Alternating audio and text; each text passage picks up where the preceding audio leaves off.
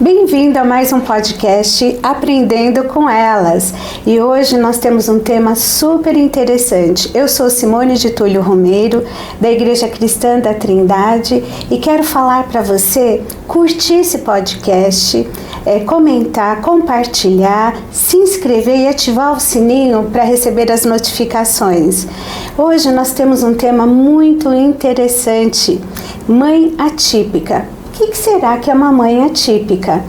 Hoje, nossa convidada é Clarice e eu gostaria, Clarice, que você se apresentasse agora para os nossos ouvintes. Obrigada, Simone. Obrigada por esse convite, por esse tema que é muito importante mesmo. Eu sou Clarice Gardim, tenho 37 anos, 3 filhos e dois filhos autistas. Por isso que você é uma mãe atípica? Isso. A maternidade atípica é maternidade diferente mesmo, né? É uma maternidade que vem para realmente te ensinar tudo de novo, que você achava que sabia. Na verdade, você não sabe de nada, aí você tem que reaprender. E por conta dessas 2 crianças, eu me tornei uma mãe atípica mesmo. Meus 2 últimos filhos. Certo. 3 filhos. São meninos, tem uma menina. Conta para o pessoal aqui que está nos assistindo. O meu mais velho é o Davi, vai fazer 14 anos, agora em julho. Ele é neurotípico. O do meio, Rafael, vai fazer 7 também em julho. Ele já é atípico, autista. E a Isabela, de 4 aninhos, que também é autista. Você falou que você tem 2 filhos autistas e você tem um filho neurotípico. Explica para o pessoal o que é um neurotípico. O neurotípico são pessoas que não têm nenhum transtorno diagnosticado, então eles são denominados como neurotípicos. Os neuroatípicos são pessoas que têm transtornos diagnosticados. Pode ser o autismo, TDAH, ansiedade, entre outros transtornos que tem, né? Que no tem aí um diagnóstico, vamos assim dizer. Sim, né? Para aí a gente ter essa denominação de neurotípico e neuroatípico. Tudo questão na mente. Sim. Mas conta pra gente, como é que foi o processo de diagnóstico dos seus filhos, né? Principalmente do menino, né? O mais velho do que a menina, né? Que veio o primeiro diagnóstico. Compartilhe um pouquinho dessa história. E como que é importante a gente falar sobre isso, porque a minha visão veio exatamente pela internet. O Rafael, ele andava na ponta dos pés e eu nunca tinha associado isso a nada. Na verdade, o autismo não era falado. Até um tempo atrás, o autismo não se falava sobre autismo. A maioria das pessoas que não faziam parte da área de saúde não entendia sobre autismo, não se falava. Eu já tinha dado aula para uma criança autista, mas era totalmente diferente do meu filho. Então eu não associava que o andar na ponta dos pés dele, ele ficar sempre no mundinho dele, ele ser uma criança bem quietinha, e o atraso motor que ele teve desde bebezinho, eu não associava isso ao autismo. Até que um dia eu vi um vídeo na internet de uma mãe que compartilhou o filho dela andando na ponta dos pés, entre outros sinais também de autismo. Aí eu falei assim, meu filho é autista. Aí eu associei o meu filho ao autismo. Mas assim, eu sempre via meu filho como diferente. Eu achava que ele era diferente. Na verdade, a mãe sempre sabe. A mãe sempre sabe. Depois que eu tive o diagnóstico do meu filho, e eu compartilho até hoje sobre o autismo, porque eu acho que é importante essa conscientização.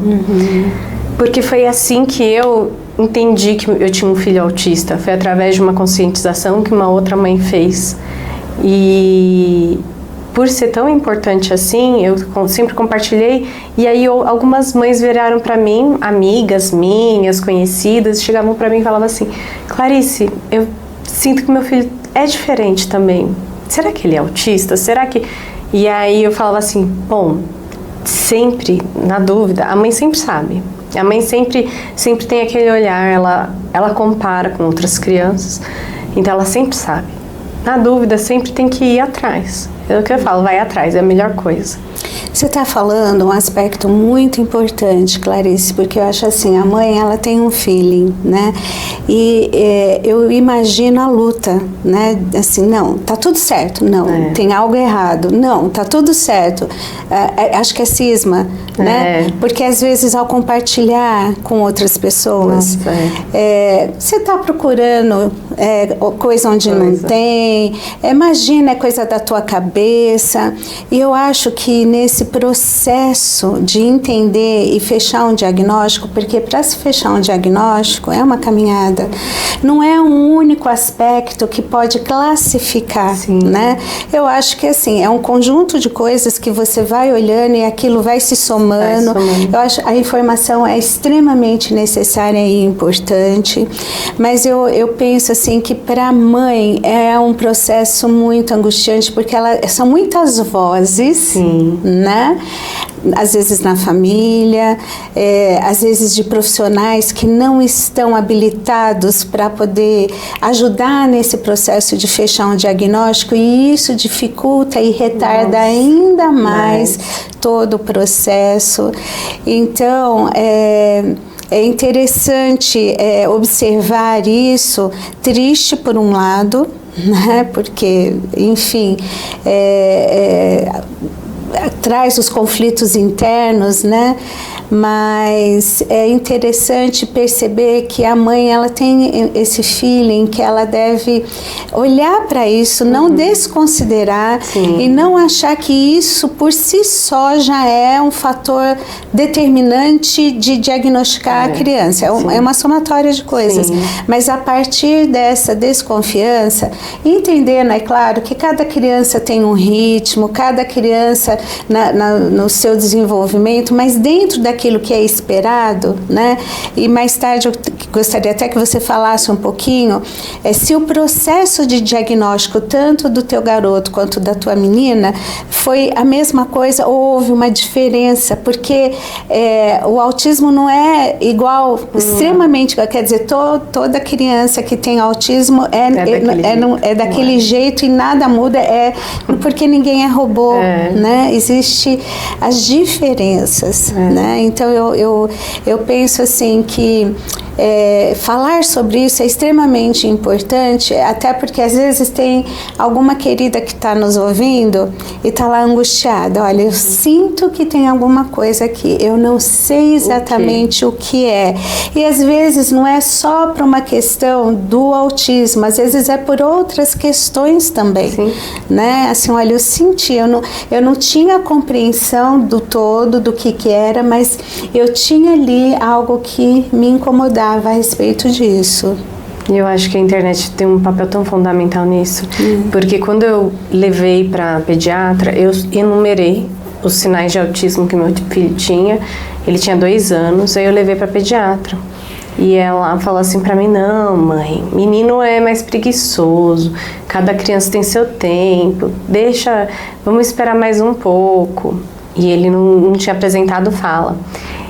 Tem questões, assim, as crianças, todas elas têm, cada um tem seu tempo, mas dentro desse tempo é esperado que cada criança neurotípica desenvolva cada etapa da fase da vida, cada etapa da fase da vida tem um desenvolvimento. Então, por exemplo, até 2 anos a criança já tem que estar falando pelo menos uma frase, com um verbo. Tem que ter um número de vocabulário ali, de palavras, né?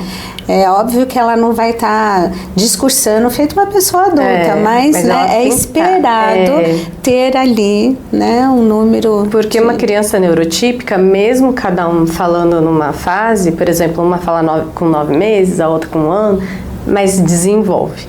Uma atípica já não, ela já tem essa dificuldade. Então chega nos 2 anos de idade, ainda ela não consegue fazer o que uma neurotípica consegue. Isso em tudo, não só da fala, várias coisas. Claro que até dentro do mundo, né, de autistas, de atípicos, eles também têm um desenvolvimento diferenciado. Nem todo mundo, por exemplo, todo autista com 2 anos de idade vai estar fazendo tal coisa. Não, aí também não. Que Uma vez eu ouvi uma psiquiatra me falou, a primeira psiquiatra que deu o laudo do Rafael, ela falou assim pra mim, olha mãe, o autismo é uma régua. Ele pode andar nessa régua pra frente ou pra trás ao longo da vida.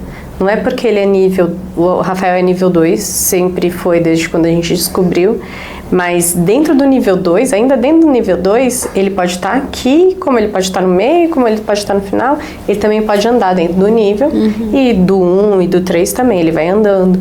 Então, e ele pode ser nível 3 e amanhã ir evoluindo e amadurecendo e ir para o nível 1 e ir para o nível 2 e assim por diante. Porque cada fase da vida do ser humano a gente enfrenta uns desafios. E nem sempre esses desafios são superados mesmo para os neurotípicos. Os neurotípicos têm uma dificuldade com alguns desafios que às vezes tipo, a pessoa ela não consegue fazer, não consegue. Claro que ainda para o neurotípico é mais fácil do que para um atípico. Então, o desenvolvimento esperado de uma criança tá na caderneta de vacinação. E se bem que agora o Ministério da Saúde retirou os sinais de autismo, eu acho erradíssimo, porque quando eu fui e suspeitei do autismo do meu filho, a primeira coisa que eu fui fazer, olhei na caderneta de vacinação. O que era para ele já estar fazendo na cidade? Não, ele não está fazendo isso, ele não está fazendo aquilo. Pera lá. Se para uma criança típica nessa idade ela está fazendo tal coisa, então por que meu filho não faz? Tem um motivo. E se você não tem aonde se instruir, como que você vai fazer? Você não tem onde olhar o que uma criança nessa idade faz ou não faz. Então é complicado. Claro, a internet está aí, é importante pesquisar, é importante ir atrás, é importante também ir atrás de profissionais especializados. Porque nesse primeiro momento que a pediatra falou assim para mim que o meu filho menino é preguiçoso, cada criança tem seu tempo e tal, aquilo mesmo assim não me convenceu. Aquilo ficou, eu falei, mas doutora, aí eu fiquei insistindo, ela falou, não, mas então vamos encaminhar você pelo neuropediatra. Só que quantas mães que a gente ouve essa mesma história, mesmíssima, na clínica, e elas não encaminham para o neuropediatra. E o tempo vai passando. E tempo é fundamental. Quanto mais cedo, melhor. Por conta das estimulações, né? Isso vai, inclusive, ajudar a criança adquirir, né? Autonomia. Sim. Não é um processo no estalar de dedos, mas toda a estimulação ela é extremamente necessária e também é um processo de uma dedicação, de uma entrega, de uma renúncia, né, Clarice? Bem grande. Porque são várias terapias. São diversas e hoje eles fazem em torno de 7 terapias por semana. Todos os dias eles têm terapia, é a segunda jornada deles do dia. Segunda não, a primeira, depois vem a escola. E hoje vocês estão caminhando com quantos profissionais? É difícil saber, porque são bastante profissionais, mas gira em torno de 7 terapias que eles fazem por semana, né? Não por dia. Porque às vezes precisa de fono, né? Precisa de uma terapia ocupacional, psicólogo. Eles fazem tudo isso. Às vezes fisioterapia, né? Então, assim, é um conjunto de profissionais, né? Não é apenas um profissional. Não. Né? E aí você coloca também um psiquiatra, um neuro, para estar constantemente ali caminhando, avaliando se há necessidade de entrar com uma questão medicamentosa, né? Sim. Entendendo, gente, que assim, autismo não é uma doença infecto-contagiosa. Porque eu acho que a desinformação muitas vezes leva as pessoas a terem um tipo de atitude muito ruim, né? Parece que, nossa, se eu chegar perto eu vou pegar, e não é isso, né? Não é uma coisa infecto-contagiosa que transmite, que nem quando você tem lá um vírus, né? Você tem... Não é isso. Eu entendo que muitas vezes, assim, a gente precisa entender como chegar auxiliar, como ajudar, como caminhar junto, porque cada um tem uma característica, mas isso não é justificativa para exclusão, né, para rejeição né, e principalmente preconceito. Com certeza, porque enfrenta muito preconceito, muito preconceito. Claro que a sociedade está nossa, nessa parte eu acho que evoluiu, agora meu filho vai fazer 7, fazem 5 anos. 4, 5 anos que a gente teve o diagnóstico dele, e eu acho que já evoluiu bastante nesse pouco período de tempo para cá, de como que tem agora mais informação, aí tem mais pessoas engajadas na causa. Então, a desinformação é a pior coisa. É a pior arma. Eu costumo dizer que a desinformação é a pior arma que a pessoa tem contra si mesma. Agora, entendendo também que a informação não vai bater lá na tua porta, você vai precisar ir atrás de informações. Informações que sejam corretas, né? Porque também vem muita coisa achômetros, coisas que não são verdadeiras. Então, eu penso que estar ligado a uma associação é importante, né? Porque a luta em conjunto, ela tem mais força do que a luta individual. É verdade.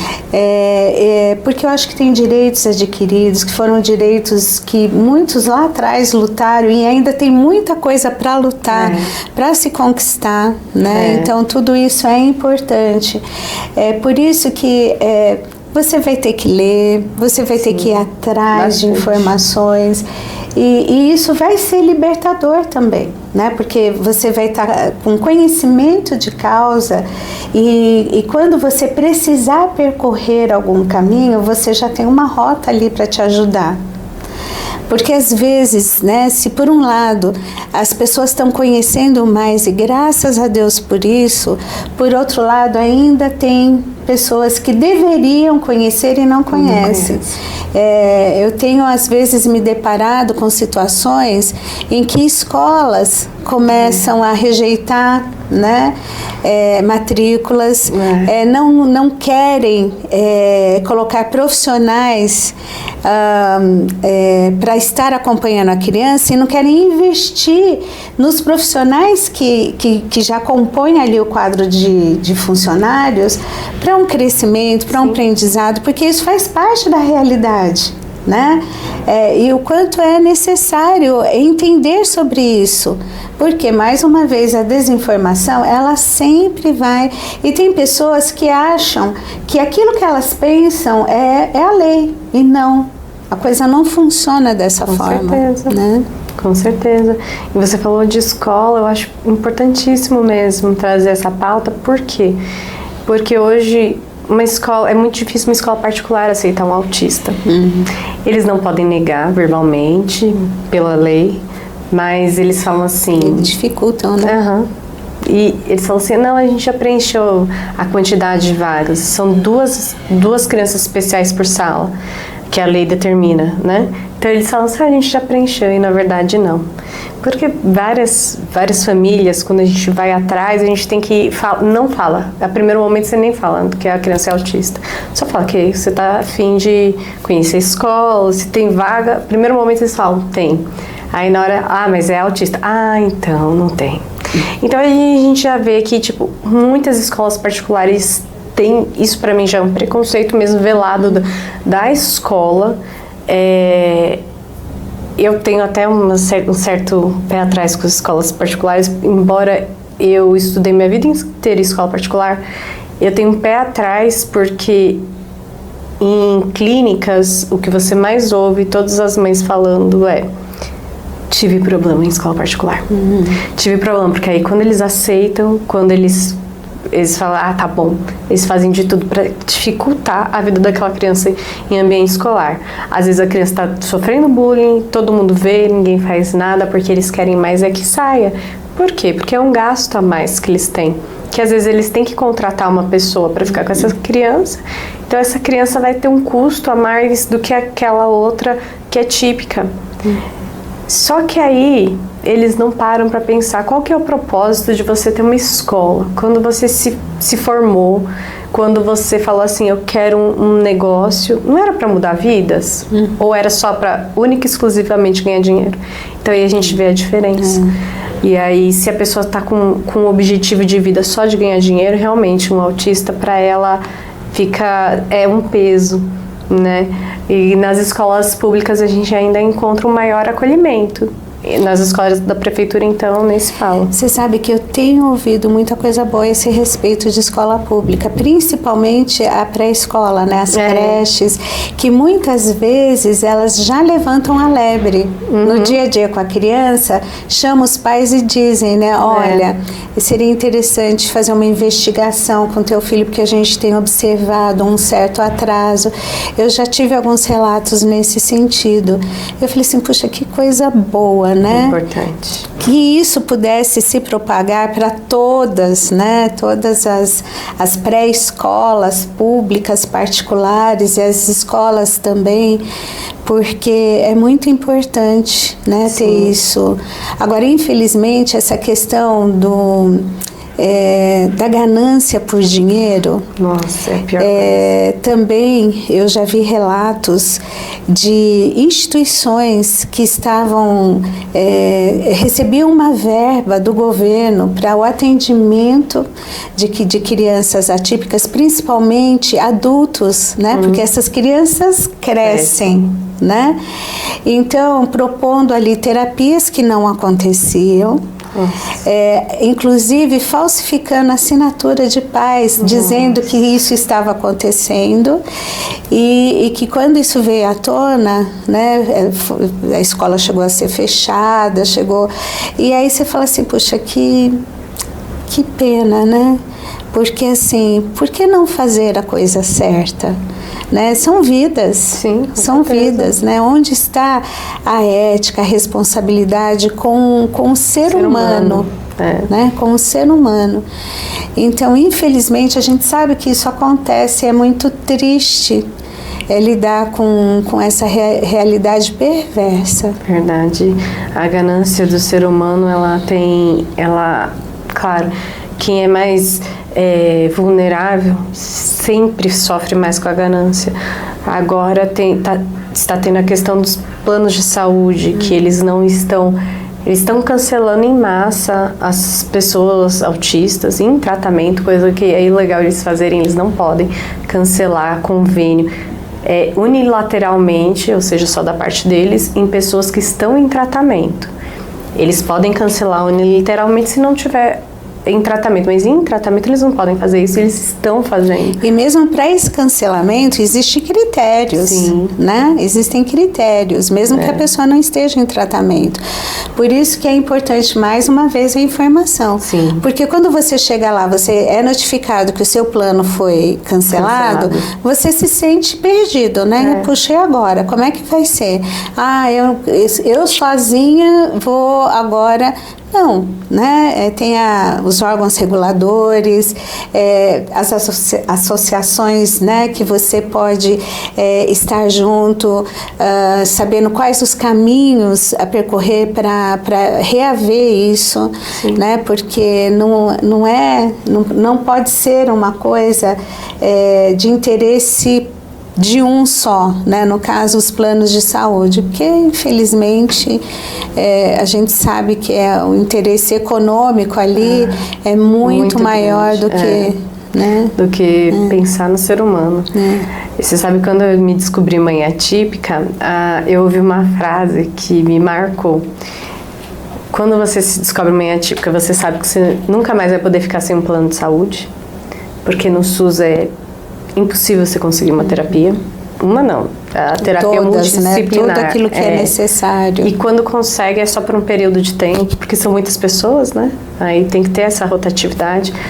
E, na verdade, é uma terapia que não tem data para começar e data para acabar. Não, vão ser anos. Rafael vai para 7 anos, ele faz terapia desde os 2 anos de idade dele. Então, são anos de terapia, só Deus sabe quando vai terminar. Mas que bom que está tendo tratamento, né? E aí a gente tem que ter um plano de saúde e uma boa advogada. Sempre um bom advogado do lado de pais atípicos, porque você muitas e muitas vezes vai ter precisado dos serviços dos advogados. Para lutar pelos direitos que é da criança, do jovem, do adolescente, do adulto autista, porque tem os seus direitos e tem que ser lutado. Porque não vão falar assim, olha, esses são os seus direitos, toma. Não, vai ser na base da luta. Como tudo na vida a gente tem que lutar. Eu acho que uma coisa que é importante também, Clarice, ver que político é a favor da causa. É né? Importante. Porque não são todos. Não. Mas sempre tem um ou outro que você sabe que está ali e se destaca justamente por olhar para isso e lutar por esse interesse, ser o representante lá, né? Então, eu acho que quando, né, você está lá num grupo, numa associação, você vai conhecer quem é essa pessoa. Olha, a gente tem esse político, né? Porque ele está envolvido com a causa por alguma questão, ou por questões da própria família, que ele sabe a dificuldade, ou por conviver de perto com essa realidade. Então, ele sabe, ele está mais sensibilizado e aí ele vai e luta. Então, eu acho que quando vai chegando aí época de eleição, estar atento a ver isso. Para saber assim, puxa, peraí, eu tenho que votar, eu vou ter que exercer cidadania. Então, deixa eu votar numa pessoa que eu sei que né, vai estar junto nessa luta, né? Porque tem que se somar os esforços. É verdade, é uma luta constante, contínua, para sempre, e a gente tem que sempre, como você falou, buscar quem nos agrega, né, nessa luta. E tem muitas mães que se unem. Você sabe o que eu acho muito legal? Muitas mães não podem trabalhar por conta da rotina de terapias. Nem toda a clínica dos meus filhos, eu deixo eles lá e eu posso seguir em frente com minha vida e depois só buscar. Mas muitas clínicas não são assim. Você tem que estar lá, fisicamente presente, para às vezes até para tirar a criança de uma sala onde ela está tendo atendimento com um profissional e ir para uma outra sala. Os pais que têm que fazer isso. Ou a criança quer ir até o banheiro, os pais que têm que levar. Então tem algumas clínicas que funcionam nesse sentido. E aí como que a pessoa vai trabalhar? Quando eu descobri o autismo dele, que ele começou as terapias, a clínica que ele fazia era assim. Você tinha que estar lá, você não podia deixar a criança como se fosse na escola, né? Na escola você deixa e depois você pega. Mas aquela clínica, quando eu descobri o autismo dele, não era assim. Então, como que eu fazia? Eu não tinha como trabalhar. Porque eu trabalhava ou acompanhava meu filho nas terapias. E ele é minha prioridade sempre. E da maioria das mães é assim. E aí as mães não conseguem trabalhar. E como que faz? Claro, gente, aperta muito o orçamento. E aí nós estamos sempre reunindo cada vez mais mães de empreendedoras. E uma dando força para a outra, uma comprando a coisa da outra para elas irem e se fortalecer. E ir crescendo mesmo, uma ajudando a outra. Que coisa linda. Porque a gente precisa. Sim. E quem que vai ajudar? É quem que sente na pele o que a gente passa. Isso sem contar a mãe que vira carreira solo, né? Porque ou o companheiro pulou fora do barco, ou nunca esteve presente, né? O que é também uma outra triste realidade. A dificuldade que o homem tem de aceitar um diagnóstico, seja ele qual for, de um filho. É verdade. Às vezes, né, até o filho neurotípico não é assumido. Né? Quanto mais uma criança que vai precisar da presença do pai, dessa participação, né? Porque não existe esse filho, gente. Independente da condição que o filho pode ter de limitação, enfim, não existe esse filho. Filho continua sendo herança do Senhor, não importa qual seja o diagnóstico, continua sendo herança do Senhor, sempre, porque ali a gente vê o amor de Deus sendo manifestado, a graça de Deus sendo manifestada, e assim, como Deus vai também capacitando o dia a dia, porque não é fácil, né? Não é fácil. Tem dia que vem o cansaço da rotina, de tanta coisa que você vai tendo que abrir mão, e para uma mãe, né, no trato com os filhos, independente do diagnóstico, tem dia que a gente está cansado, né? Tem dia assim, gente, eu queria desaparecer, né?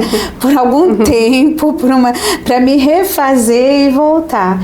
Quanto mais, né, uma mãe que tem uma rotina que tem que ser voltada ali para as necessidades do filho, abrir mão de uma carreira, a dificuldade no relacionamento.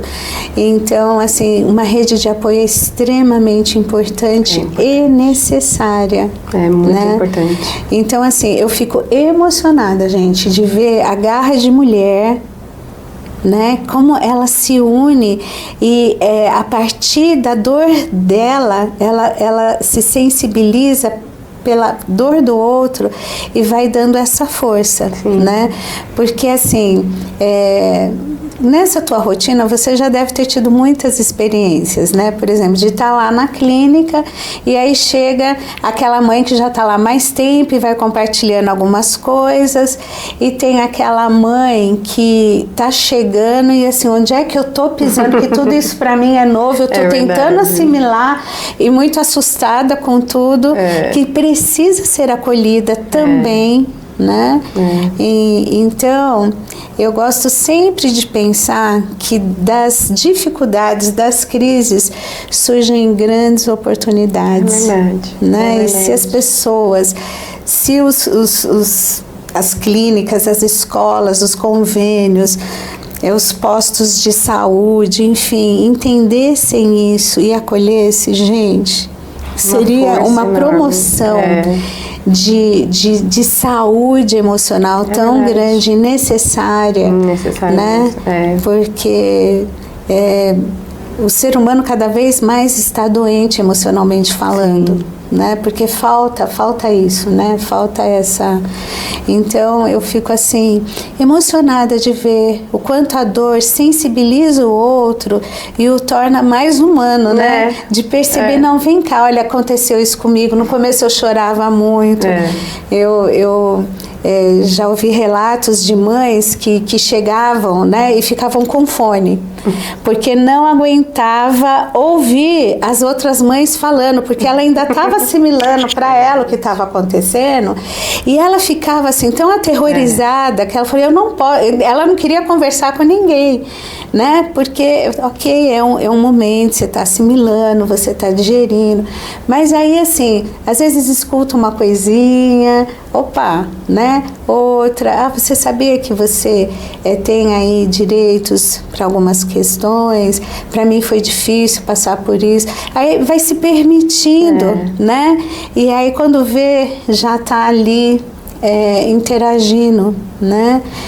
Podendo falar das dificuldades. Né?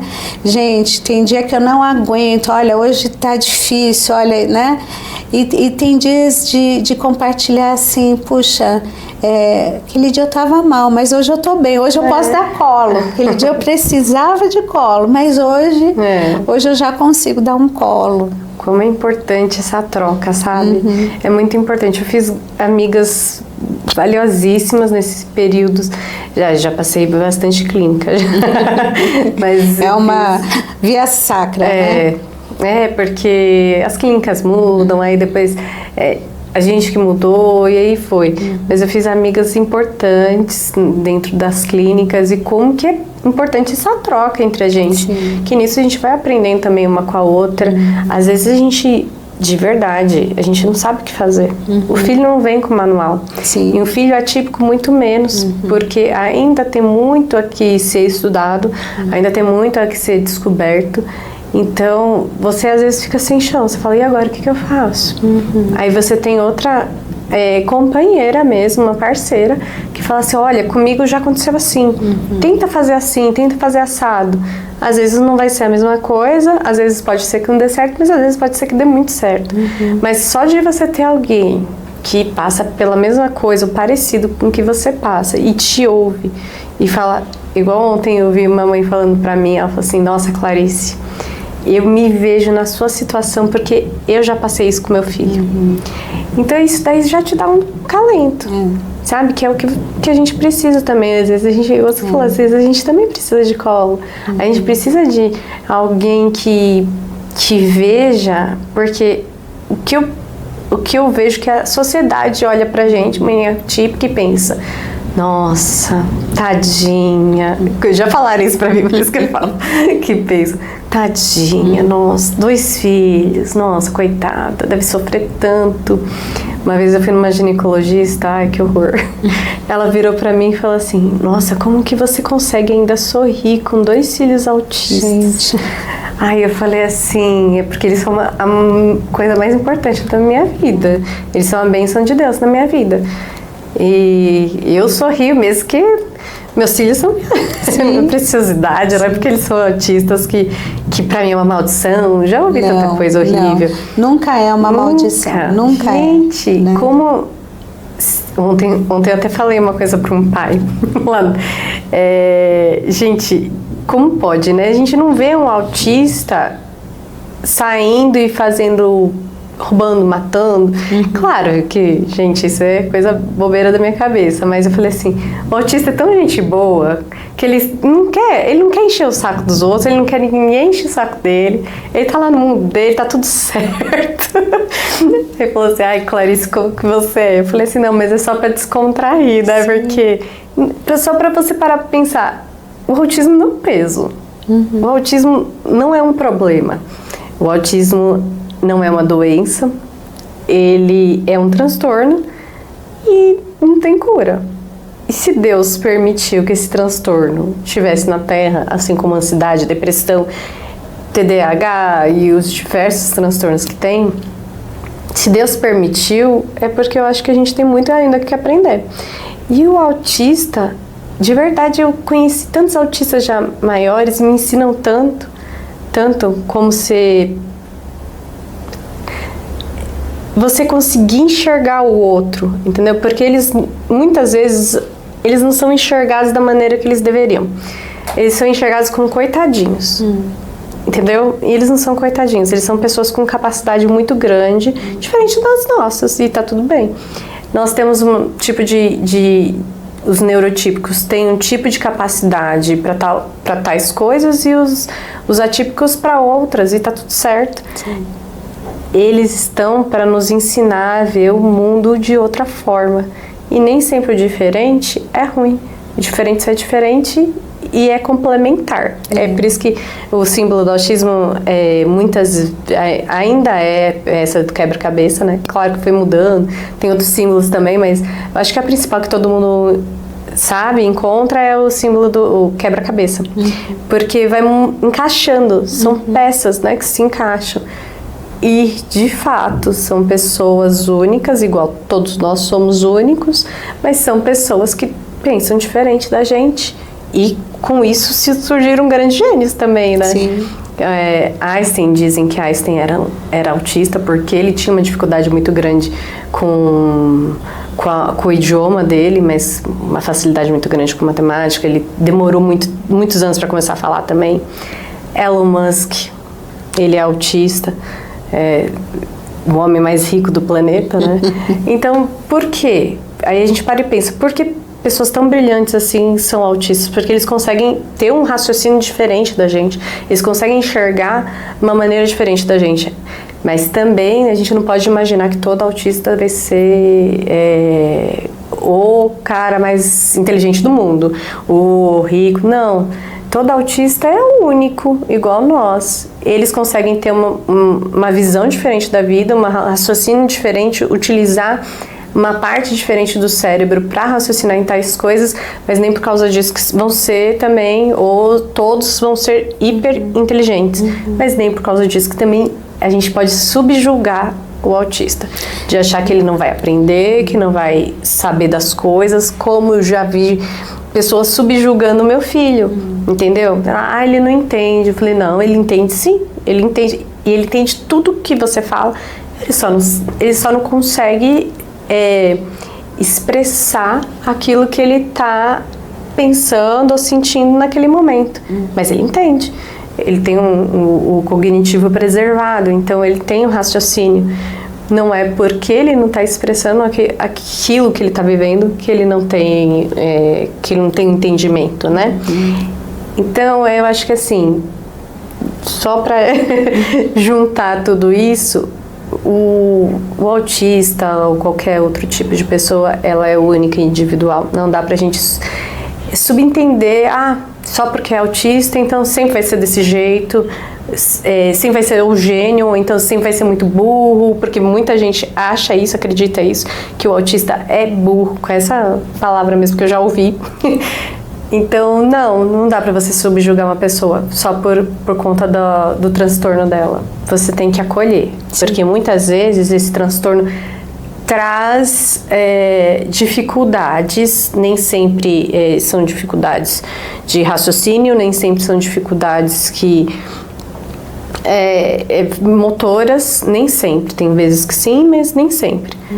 Mas traz algumas dificuldades que são complicadas de lidar. São dificuldades que, você sabe, eu vejo, por exemplo, minha filha, o nível de autismo dela é baixo, só que eu vejo quanto que ela se doa, porque ela quer fazer amizade, ela gosta das amigas, ela quer amiga, e nisso que se doa muito, até de criança, aí já fica, tá na minha cola, sai pra lá, sabe? Então é uma dificuldade que ela vai ter que lidar com a vida, de ela aprender e falar assim, não, pera lá, eu tenho que, pra eu me proteger, eu não posso ir muito, ficar muito na cala da outra pessoa, pra ninguém pisar em cima dela, mas são coisas que ela vai lidar com a vida, que ela vai aprender. Como uma pessoa típica também tem que aprender a lidar com a vida, né? Sim. Vai aprendendo ao longo da vida a como lidar com outro ser humano. Que isso é uma arte. Até porque ninguém é unanimidade, né? Ninguém é unanimidade que vai ter aceitação, aprovação, atenção, amor, carinho do mundo inteiro. E aquela, canção de Roberto, eu quero ter 1 milhão de amigos, não dá para ter 1 milhão de amigos. Então, amigos verdadeiros sempre serão poucos, mas serão fiéis, estarão ali presentes, né? Então, eu acho que a grande questão é a gente saber onde estão, né? Encontrar esses amigos, preservá-los, fazer a manutenção dessa amizade, né? Para que ela se solidifique e se fortaleça. Mas eu acho que uma das grandes dificuldades do ser humano é lidar com a diferença. E nós, gente... Mão, dedos. Tem um extremamente igual ao outro? Não tem. Os dedos são diferentes, é uma mesma mão, mas os dedos são diferentes. E essa diferença traz funcionalidade para essa mão. Porque se a gente pegasse um facão, cortasse aqui para nivelar todos os dedos, essa mão deixaria de ter funcionalidade. Então, assim, como é importante ter isso, né? É poder conviver com o outro, entendendo essa diferença e, assim, no que essa diferença contribui para o meu crescimento. O quanto eu posso crescer aprendendo a lidar com essa diferença. Eu entendo que, assim, a gente tem que pôr limite, relacionamento passa por conflito, mas, assim, o que eu cresço, como é que eu aprendo a lidar com essa questão? Né? Então eu acho que é importante. Quando você estava falando, eu me lembrei de um filme. Esse filme é antigo, o Rayman, que foi com o Tom Cruise, o Al Pacino, né? E aí conta a história, claro, que no filme, né, veio aquela coisa mais romanceada, mas e esse filme, ele tem mais de 20 anos. É verdade. Já chegou a passar em sessão da tarde, eu nem sei se ainda existe sessão da tarde, mas enfim, é um filme que não deve ser difícil de achar, ilustra um pouco, né? É justamente a questão da dificuldade, do preconceito em lidar, mas mas aprendeu a lidar com essa diferença e construiu um vínculo. Eu achei muito... Lembrei dele agora, né? Abri assim o baú, né? Naftalina no ar e lembrei do filme. Eu lembrei do Forrest Gump também. Isso, Forrest Gump. Também. Que ele... O relato da vida dele é como se ele fosse um autista, né? Claro, não é explícito, olha, ele é autista, mas é um autista no filme. Tem também um filme chamado Meu Querido John. Você já assistiu? Ai, esse nome não me é estranho, mas eu não tô lembrando, assim, de detalhes do filme. O pai do moço, do ator principal, ele é autista. E aí tem uma cena que eles vão em... O moço quer apresentar o pai para a família da namorada. E o pai, todo domingo, ele faz lasanha, ele é ritual, né? Que é uma coisa que também é característica. E aí... E ele tá levando lá a lasanha e no meio do caminho ele entra em pânico e fala, não consigo fazer isso. Porque pra ele só de imaginar, tá no meio de pessoas novas, ele não conseguiu. Aí ele saiu no meio do caminho, desceu do carro, saiu andando. E o filho dele teve dificuldade de aceitar ele durante muitos anos. E aí a namorada veio e falou assim, olha, eu conheço um menino autista, seu pai, eu acho que ele é autista. Eu acho que eu já vi esse filme, sim, tô me lembrando. E ele para aceitar o pai também foi um processo.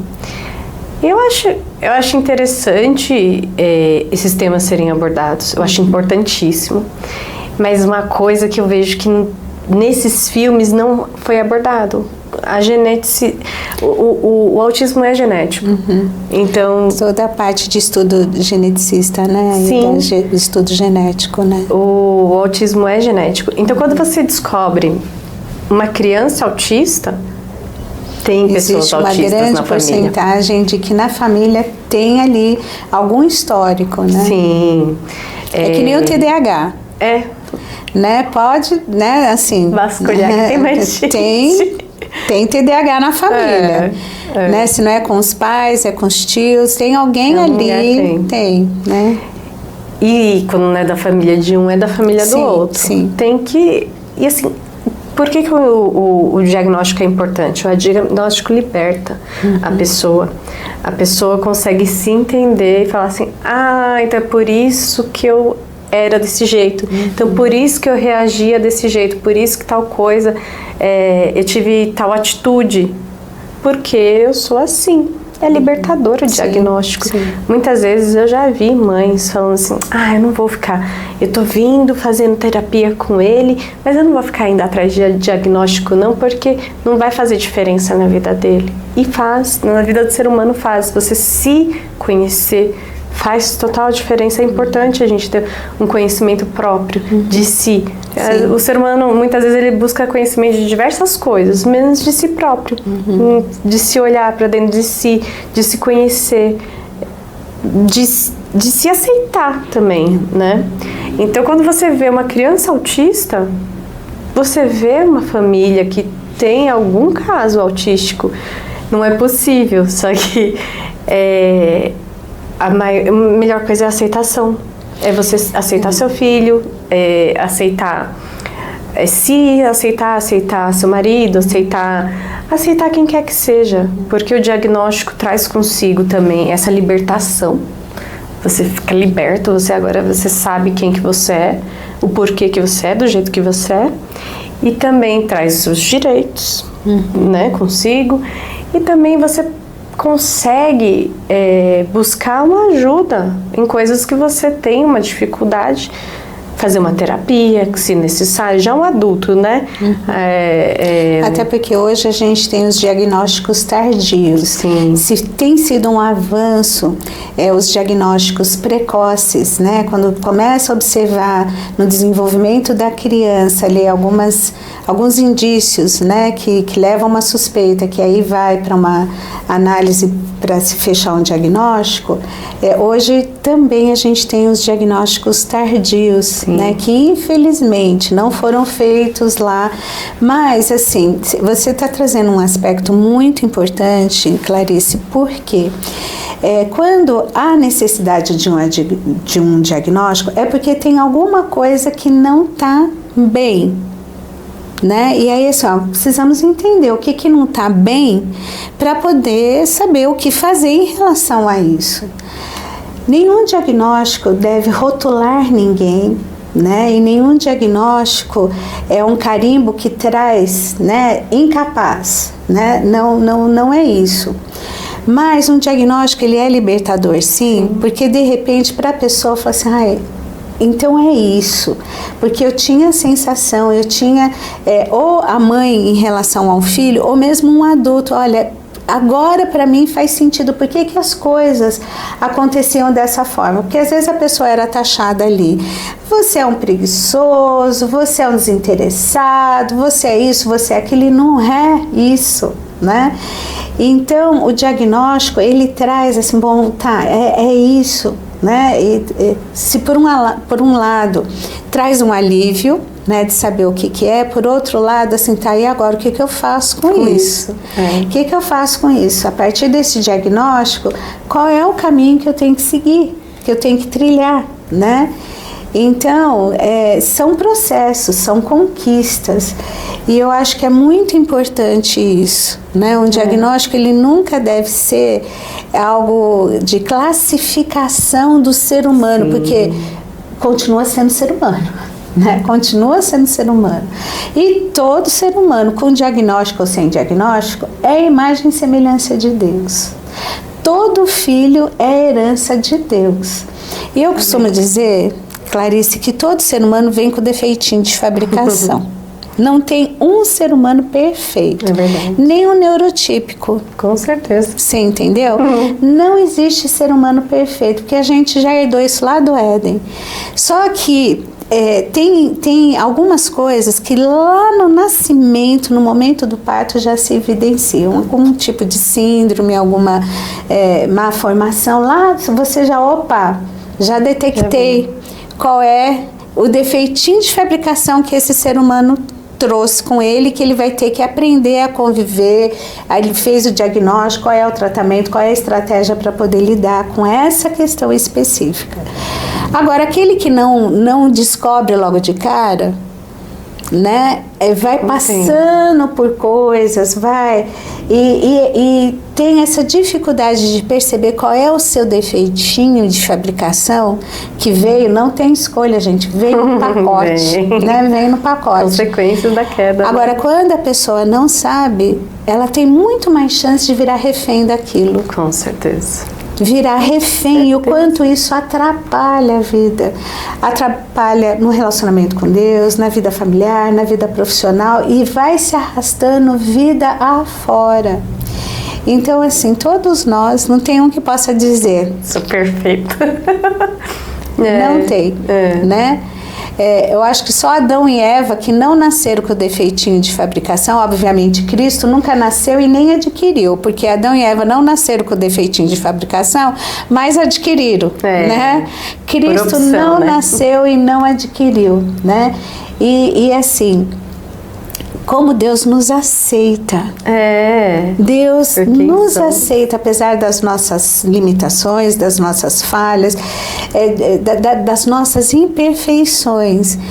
E olha, Clarice, eu vou te falar uma coisa, eu fico assim, emocionada de ver a manifestação do amor e da graça de Deus em pessoas que têm transtornos, que têm ali alguma síndrome, que tem alguma doença crônica, alguma doença autoimune, não importa o diagnóstico.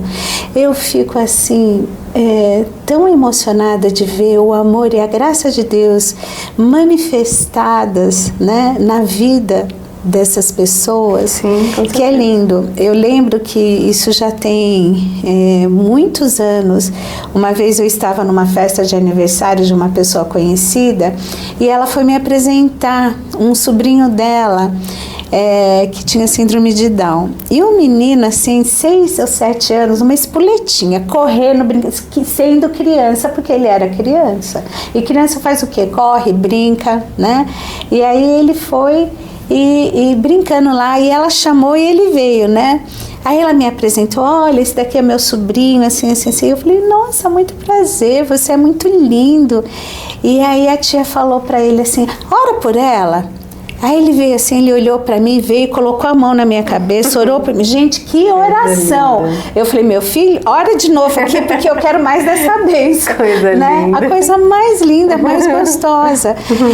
Nós temos a Danusa aqui conosco, que é uma querida. Ai, né? A Danusa, o abraço que a Danusa dá, gente, é uma delícia.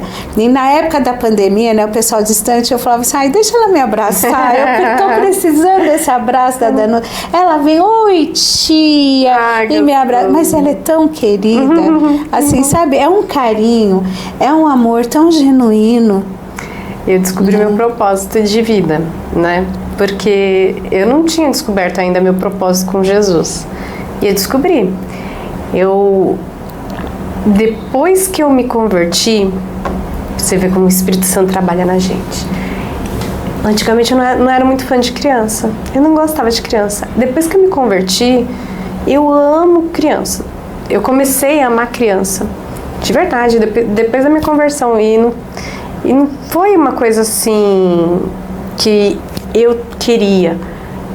Foi de repente, eu falei assim, nossa, que ser lindo, que ser legal. E eu comecei a amar muito criança.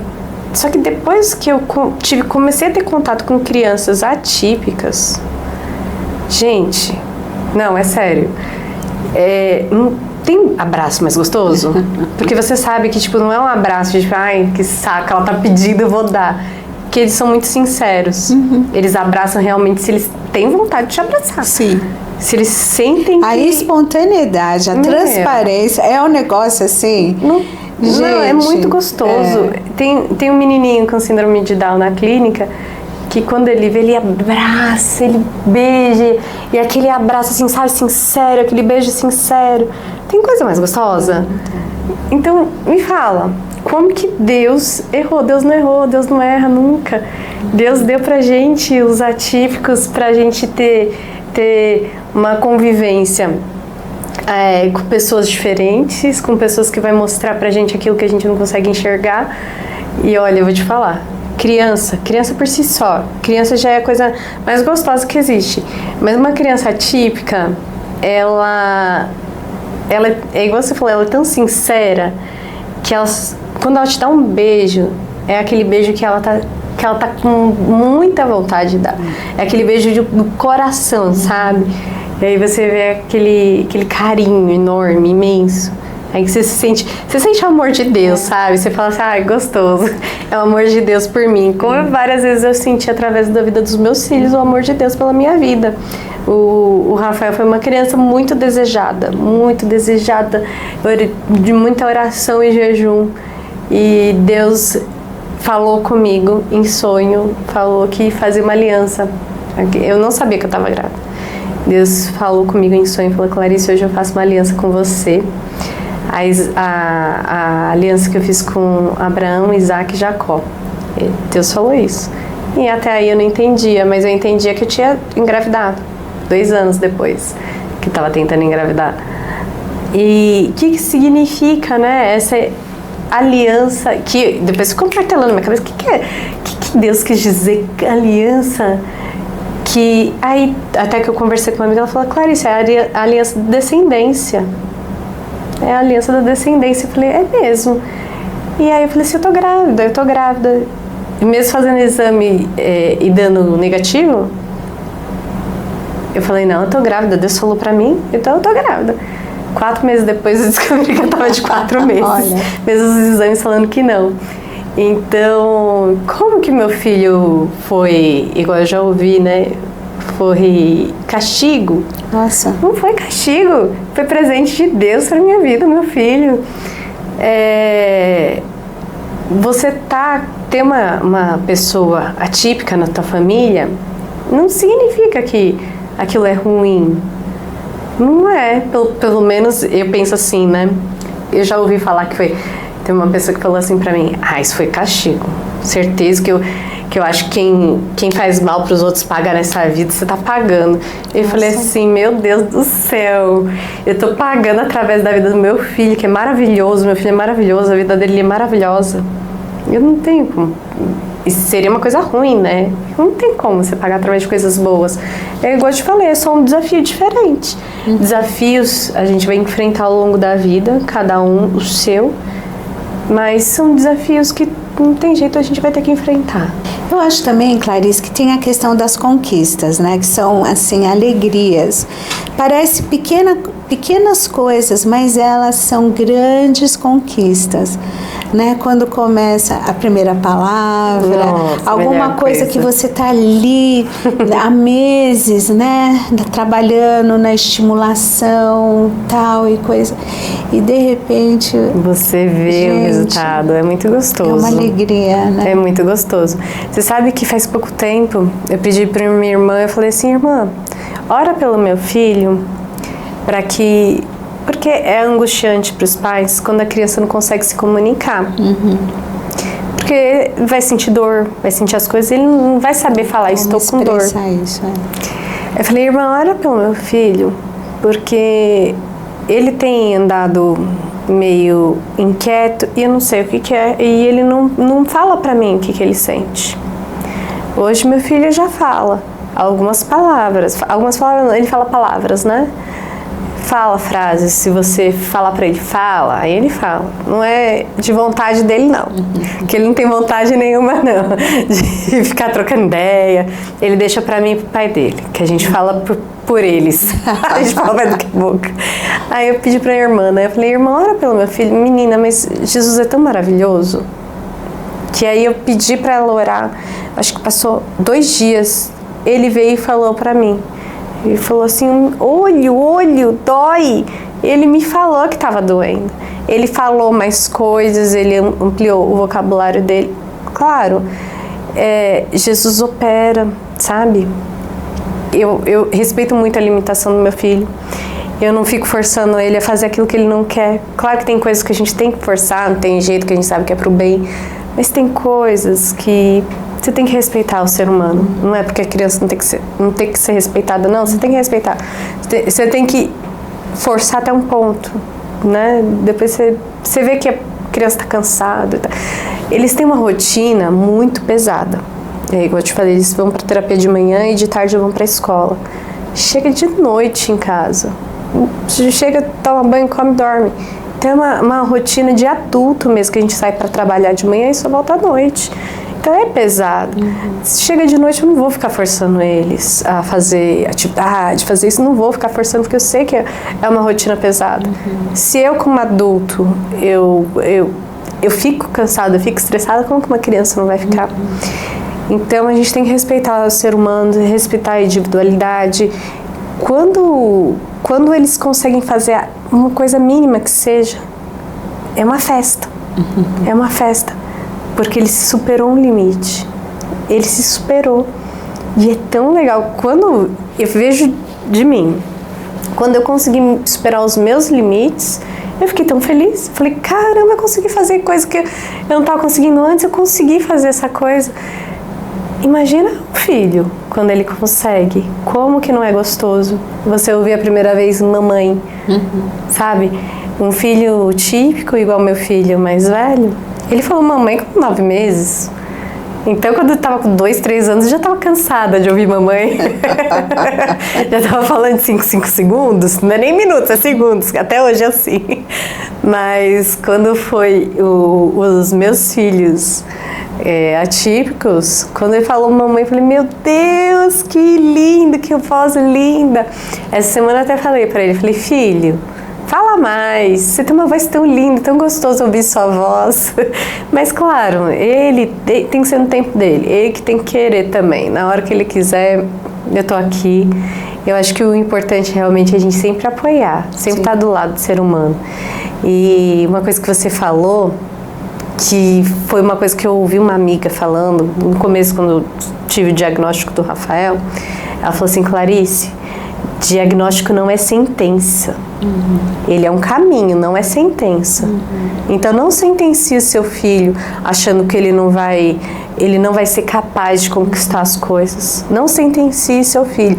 Eu acho que isso é importantíssimo, porque certeza. Aquilo virou uma chave na minha cabeça e eu falei assim, pera lá, eu não posso limitar ele, achar, eu não vou fazer isso porque ele não vai conseguir,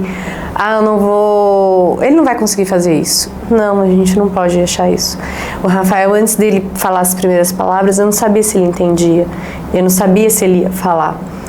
Então, só que eu conversava com ele como se ele entendesse. Eu falava com ele como se ele fosse me responder. E até hoje, assim, às vezes ele me responde, às vezes não. Mas tá tudo bem. O importante é eu tratar meu filho como se fossem meus outros filhos. Entendeu? Não diferente. Falar, não vou fazer uma pergunta pra ele, não vai me responder. Não. Eu sempre faço uma pergunta pra ele esperando que ele responda. Sabe? Porque eu sei que uma hora ele responde, às vezes não, mas eu tenho que imaginar que ele sempre vai ser capaz de fazer. Tem que estabelecer a comunicação, né? Porque se você não comunica... Como que vai fazer, né? Então, isso acaba sendo muito importante na dinâmica, né? Sim. Mas aí, pensando na dinâmica familiar, né, Clarice, como é que foi... para você, para o seu marido, né, como casal, ter o diagnóstico do Rafael? Na verdade, no começo foi mais assim,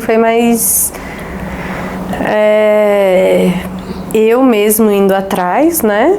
Porque meu marido também trabalhava o dia inteiro e ele não tinha como ir atrás. No começo, eu acho que para assimilar, todo mundo tem um baque, né? Tem um tempo, né? Nossa, para processar. Quando eu vi que ele era autista, não foi a médica que falou. Eu chorei muito. Porque até eu não tinha entendimento do autismo. Eu já tinha tido um aluno, eu dava aula de português, de português não, de inglês, desculpa. Eu tinha um aluno que ele era autista, mas ele era totalmente diferente do meu filho. Então, pra mim, o autismo era aquilo que eu tinha no meu aluno. Não era o autismo que eu tinha no meu filho. Então eu falei assim, meu Deus, o que vai ser do meu filho? É o medo de toda mãe. De toda mãe atípica. Qual que é o nosso medo? E se eu morrer? Como é que vai ser o futuro se eu não estiver por aqui, né? Pois é. É o medo de toda mãe atípica. Eu tenho medo de morrer, eu não posso morrer. É o que eu vejo muitas mães também falando na internet. E eu falo pra você que acredita que você não pode morrer. O seu filho, antes de ser seu, é do Senhor. Eu segui uma mãe que ela era mãe de 4 crianças. E ela teve câncer e ela morreu. E antes dela morrer, que ela já estava num câncer, em fase terminal, ela falava assim, que ela tinha muito medo de morrer e deixar as crianças pequenas. E ela falou assim, mas antes deles serem meus filhos, eles são filhos de Deus. Deus vai providenciar o cuidado deles. E isso me confortou. E aí eu falei assim, não, eu tenho que fugir dessa ideia que eu não posso morrer. Os meus filhos não são meus filhos são emprestados. Deus confiou em mim para eu cuidar deles, mas os meus filhos são do Senhor. Então o Senhor vai cuidar deles mesmo se eu não estiver aqui. O Senhor que vai cuidar deles. Então é o que eu falo pro meu filho mais velho sempre. Eu falo, Davi, o que eu posso fazer por você é orar por você. É a melhor coisa, porque a gente instrui, a gente fala, faz isso, faz aquilo, mas a gente sabe como que é. Pomos filhos já, né? E nem sempre a gente vai seguir o que o pai e a mãe falam. Mas quando eu não puder estar do lado do meu filho, do lado da minha filha, quem vai estar vai ser o Senhor. Isso é algo reconfortante para o coração, viu, Clarice? Porque assim, olho de mãe não pode estar em todo lugar, a proteção de mãe não está em todo lugar, já o olho de Deus não tem lugar que ele não esteja. A proteção, a mão de Deus, não existe lugar que essa mão não alcance. Então isso traz uma segurança, porque eu acho assim, toda mãe, quando tem os seus filhos são pequenos, né, a gente pensa assim, o que vai ser se eu morrer agora? Né? Quem é que vai cuidar aqui? Com certeza. Então, assim, é proibido mãe morrer. E é uma coisa que a gente não controla. Não tem controle. Não tem controle. E aí, assim, os filhos crescem, se tornam adultos, fazem suas escolhas, né? Seguem ali os seus caminhos, enfim. Mas é tão importante a gente saber e entender que Deus, Ele não perde a mão em nenhuma situação. Ele cuida de tudo e de todos sempre. Mas é importante também, e às vezes eu sinto essa diferença cultural, Clarice. Por exemplo, nos Estados Unidos é muito comum, né, para os pais, se são pais atípicos ou não, eles se preocuparem com o futuro dos filhos, caso aconteça uma tragédia. Então, eles às vezes deixam procuração assinada, né? Colocando a guarda dos filhos na responsabilidade ou de um familiar ou de um amigo que eles confiam para poder cuidar dessas crianças caso aconteça ali alguma fatalidade, né? E fazem isso no momento onde eles não estão doentes, não estão, né? Então, por exemplo, isso é muito comum acontecer e não é olhado, nossa, que absurdo, onde já se viu. E às vezes eles até consideram, já vi situações, de não colocar a família, porque ou os pais já estão idosos ou têm alguma incapacidade que não vão, enfim, poder cuidar, né? Porque às vezes não é o mais indicado, não vão ter condições. E então eles fazem esse acordo, eles conversam, então isso é muito comum. Eu já não vejo isso acontecer com frequência aqui, né, das famílias se prepararem assim, olha, não é que a gente está chamando uma tragédia para a nossa vida, não é que a gente não está confiando em Deus, mas se acontecer alguma coisa, como que a gente pode resguardar o futuro dos meus filhos, que vão precisar ter um olhar, um cuidado, né? Um acompanhamento. Então, assim, como é que eu estou construindo um vínculo com essa pessoa? Como é que ela está participando do dia a dia, da vida, para poder entender isso e dar continuidade caso aconteça alguma coisa. Eu não acho que isso seja falta de fé, mas sempre confiando, porque às vezes você faz esse tipo de procuração e a pessoa vai morrer antes de você. E aí, né? É verdade. Então, mas assim, que cuidados de repente a gente tem que ter com os nossos filhos, no sentido de que eles sejam apadrinhados, eu acho que talvez essa seja a melhor definição, sejam apadrinhados por pessoas que vão poder estar ali numa sintonia de como nós somos, né? Dando continuidade em termos de valores, né? De uma atenção, de uma assistência espiritual para os filhos, né? Aconselhando dentro da palavra de Deus. Então, tudo isso eu acho que são coisas a serem pensadas, né? Num processo de aceitação de um diagnóstico, muita coisa vai acontecer. Muitas emoções vão estar ali em ebulição e eu acho que isso faz parte do processo. Primeiro, não existe um culpado, porque às vezes assim, a culpa de quem? Quem foi o culpado para né, o meu filho ter essa condição? O que foi que aconteceu? Vem e não de quem? tem um culpado, porque se tem, por um lado, um estudo genético que mostra que na família tem ali os genes, né? Mas por outro lado, então, olha, tua família... Não é um momento de acusação, não existe um culpado na história. Existe sim, ali algumas coisas pra gente poder entender, mas não existe um culpado, né? Olha, você é o lado podre da família, você não sei o quê. Não existe isso. Lembra que não existe ser humano perfeito? Né? Então, assim, a gente herda tudo. A gente não herda só a cor da pele, a cor dos olhos, a gente herda muita coisa, né? E aí, não procure um culpado, né? Mas, como é que a gente junta as forças, né? Como é que nós nos unimos para poder ter forças para caminhar com essa realidade? Né, e em busca daquilo que precisamos. Então, às vezes, vem a revolta, vem a negação. Eu acho que a negação é um problema, tem gente que foge. Se por um lado existe a desconfiança, olha, parece que está acontecendo alguma coisa, eu preciso ter a certeza do que está acontecendo. Por outro lado, é muito ruim a negação, onde a pessoa foge, não quer aceitar uma realidade. Isso dificulta por demais. Eu entendo que no processo isso pode até acontecer, agora não pode fixar nisso. Com certeza. Porque não ajuda, né? Não ajuda a ir em busca das estimulações que precisa, enfim, de tratamentos, de coisas que vão trazer estratégias para poder lidar com toda essa realidade, ou seja, a realidade que for, né? A gente hoje está falando especificamente sobre o autismo. Então eu acho que isso é uma coisa importante, né? Não ficar procurando um culpado, não se culpar, será que é aquilo que eu fiz? Gente, eu comi a manga com leite, e aí eu acho que, nossa, aquele remédio que eu tomei, aquela vacina, porque aí na internet tem muita informação boa, mas também tem muito lixo, né? Tem muito lixo que as pessoas pegam ali mitos e tornam eles verdades absolutas. Isso só atrapalha. Com certeza, só complica mais. Só complica mais. Agora tá tendo isso na internet, que paracetamol dá autismo, olha, umas assim, uma loucura.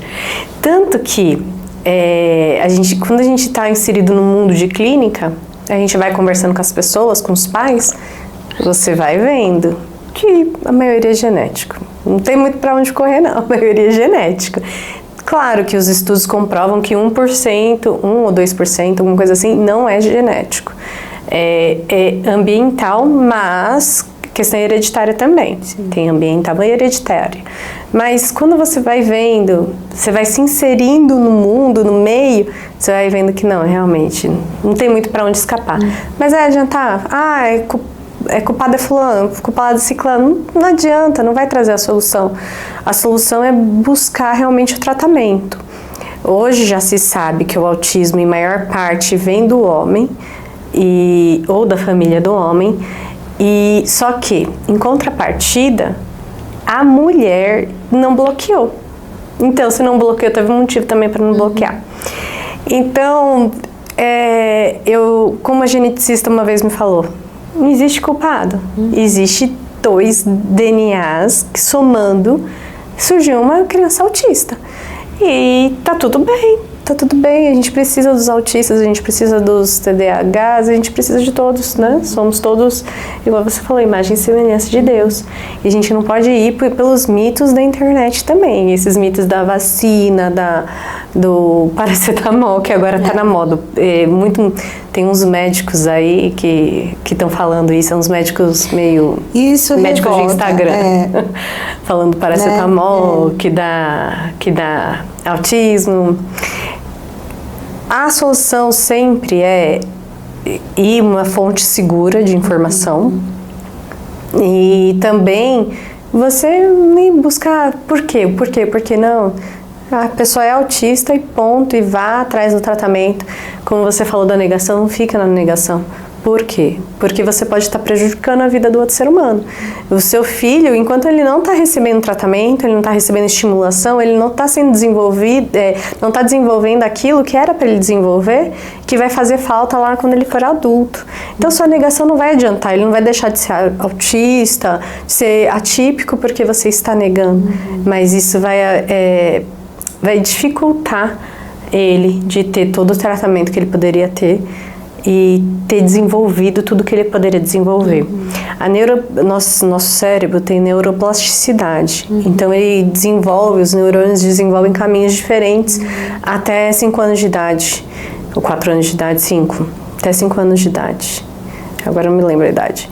Mas é quando é pequenininho, por isso que fala da estimulação precoce. Quanto mais precoce a estimulação, melhor é para conseguir desenvolver algumas questões. A neuroplasticidade, ela vai estar presente pela vida toda, mas em níveis diferentes, né? Então, assim, quanto mais cedo começa um processo de estimulação, e qual é esse processo de estimulação? É através das terapias, porque existe toda uma conquista de coisa. Às vezes tem pessoas que falam assim, mas eu tô perdendo tempo, tô levando meu filho para ele ficar brincando.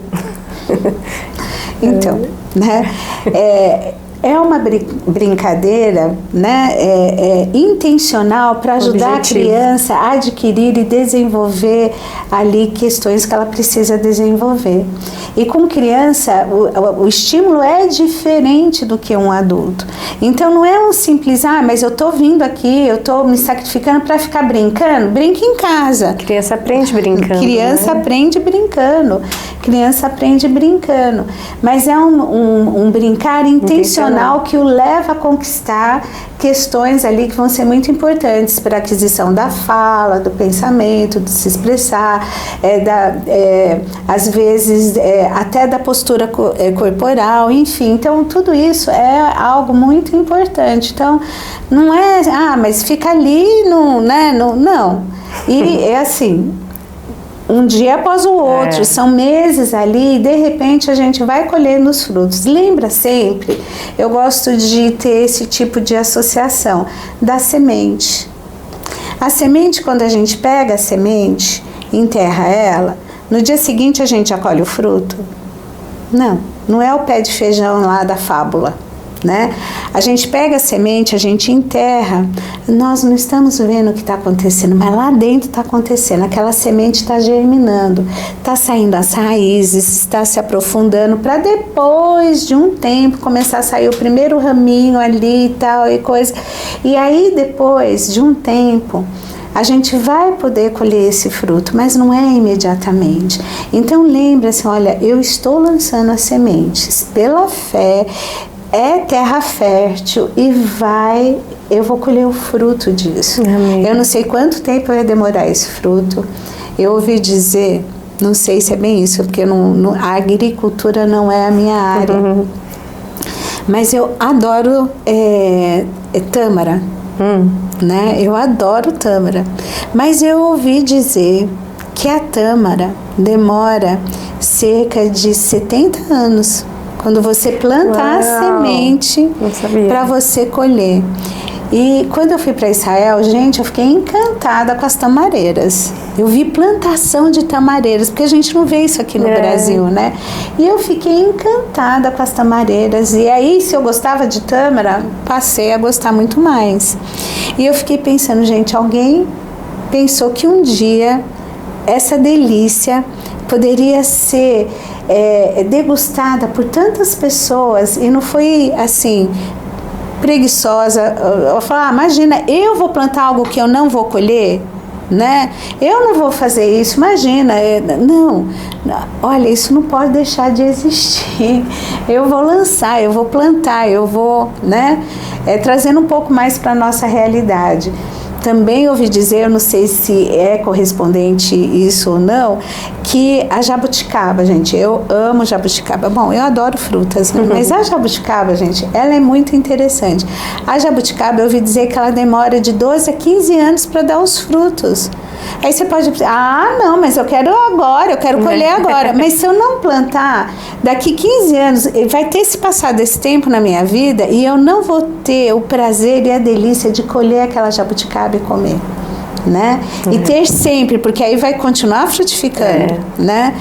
Então, eu acho que isso é uma coisa importante de perceber, que sementes são necessárias serem lançadas nesse momento, nessa terra fértil, para que os frutos possam ser colhidos. E aí isso com certeza vai ser de grande bênção, né? Amém. Eu acho que assim, são dificuldades que são enfrentadas, tem dia que você tem aquela disposição, aquele ânimo, tem momentos que você se sente exaurida, e aí assim, como você constrói uma rede de apoio para dividir, né, que colo você busca para se reabastecer, onde você recarrega as suas baterias, porque é necessário. Então muitas vezes no relacionamento, como ter isso e nutrir isso e fortalecer o relacionamento, né, para lidar com essa questão dessa parceria de vida, né, de caminhar. Então, eu acho que isso é extremamente necessário. É importante, né? Sim. Como é que foi para você também, para sua família, ter o diagnóstico da tua filha? Você falou aí como é que foi com o Rafael. Eu acho que quando você teve o diagnóstico, você devia já estar grávida da tua menina. Já estava grávida da Isabela. E aí, como é que foi esse processo? Aí eu comecei a buscar bastante sobre o autismo, né? Aí eu comecei a ver sinais de autismo em bebê. E eu falei assim, bom, quando ela nascer eu vou ficar esperta. Mas aquilo foi gerando muita ansiedade em mim. Porque eu falei assim, meu Deus, eu não sei, né? Não sei se vai ser autista, se não vai. E aquilo tava me deixando muito ansiosa, até que eu falei, não, tá nas mãos do Senhor. Se for, é pra glória de Deus. Se não for, também é pra glória de Deus. E aí eu acalmei meu coração. Nossa, Jesus foi tão bom na minha gravidez, que Ele cuidou assim de todos os detalhes. Eu foquei muito em ir atrás do tratamento do Rafael e deixei o resto nas mãos do Senhor. Quando a Isabela nasceu, igual eu te falei, estava buscando sinais de autismo em bebês para ver se ela tinha esses sinais. Ela não tinha muitos, tinha só alguns, mas ela ia na neuro por conta do Rafael, ela ia junto comigo, né? A neuro falava, não, eu acredito que ela não seja autista, porque ela ainda não desenvolveu nenhum sinal assim de autismo, não. E aí foi indo, com 2 anos aí já deu pra ver mais que ela era autista. É totalmente diferente do Rafael, totalmente diferente. Igual você falou dos dedos das mãos. Ela é autista, mas embora seja de um nível menor, ela é única, né? Mesmo sendo autista, ela é única. A Isabela, a gente fala que foi presente de Deus pro Rafael. Porque ela força ele a fazer tudo que ele não quer. Ele não quer brincar, você vai brincar. Fica atrás dele até que ele começa a brincar. Muita coisa ele começou a falar depois que ela falou. Então ela foi um estímulo, até hoje ela é um estímulo para ele, para tudo. Ela é o chiclete dele, onde que ele vai, ela vai atrás. E é muito lindinho de ver que ele cuida dela. Esses dias a gente estava numa loja, ela soltou da minha mão, saiu correndo, ele catou ela pelo braço e falou, volta aqui! Então ele cuida dela e ela cuida dele. Se briga com o Rafael, ela fala, brigou com o Rafael, ela fica chateada. Ela não gosta que briga com o irmão dela. Então, assim, eu acho que a gente fala, né, que a Isabela foi presente de Deus pro Rafael. Porque ele começou a fazer várias coisas que ele não fazia antes dela. Antes dela começar a fazer também, as primeiras palavras do Rafael foi depois que ela começou a falar. Ela começou a falar e estimulou ele a falar. E aí, até, tipo, às vezes ele não tá afim de falar, ela começa a falar, aí ele começa a falar também. Ontem ela falou assim, papai! Aí ele virou e falou, papai! Aí ele já falou, mamãe!